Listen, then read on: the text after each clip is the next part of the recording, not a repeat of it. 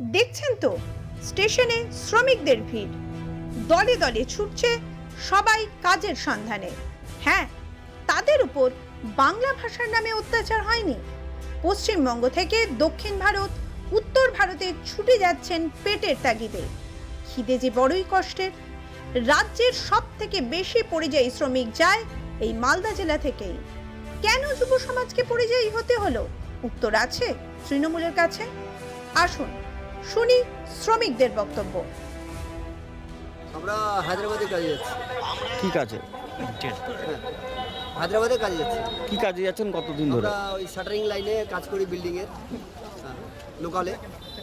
আমাদের ওখানে কোনো অসুবিধা হচ্ছে না। বাংলা বলে কোনো, যেহেতু দিল্লিতে যেটা হচ্ছে সেগুলো আমাদের এখানে কিছু পাচ্ছি না। পশ্চিমবঙ্গে কাজ নেই, তাই রাজ্য ছেড়ে ভিন রাজ্যে শ্রমিকেরা কাজে যেতে বাধ্য হচ্ছেন। এই শ্রমিক দরদি মমতাই বলেছিলেন, পরিযায়ীরা করোনা এক্সপ্রেস। এটাই বাংলার যুব সমাজের বাস্তব চিত্র। তবে একটাই কথা, রাজ্যে কর্মসংস্থান কোথায়? আর সেই জন্যই তো বাংলার যুব সমাজকে হায়দ্রাবাদ, চেন্নাই, বেঙ্গালুরু, দিল্লির পথে পা বাড়াতে হয়। উত্তরবঙ্গের মালদা জেলার বিভিন্ন প্রান্তের শ্রমিকেরা এখন ভিন রাজ্যে যাচ্ছেন। তারা অনেক দিন ধরে বাইরে কাজ করছেন, তাই বাংলা বলার কারণে নিপীড়নের শিকার। এই যুক্তি মানতে নারাজ মালদার পরিযায়ী শ্রমিকরা।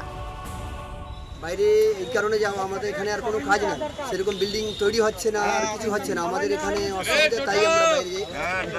বাড়ি কোথায়? আমার বাড়ি হচ্ছে পাকুড়।